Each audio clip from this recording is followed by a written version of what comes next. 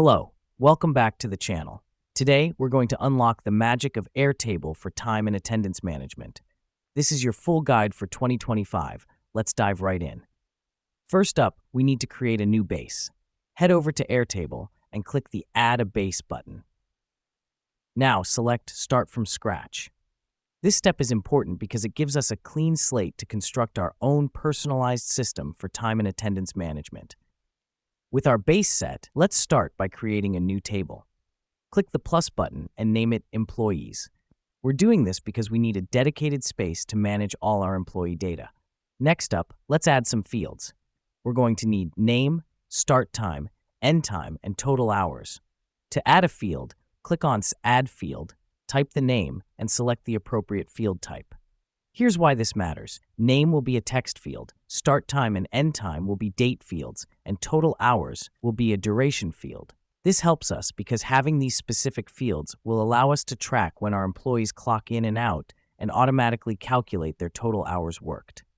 Now that we've done that, let's add some automation to our Airtable base. Go to the Automations panel and click New Automation. Name it Calculate Total Hours. Set the trigger to when a record is updated and specify the start time and end time fields. For the action, set it to Update Record and use a formula to calculate the difference between the end time and start time. The reason we do this is to automate the process of calculating the total hours worked by each employee. Lastly, let's create a view to summarize the attendance data. Click plus Add View and select Calendar. Set the date field to start time.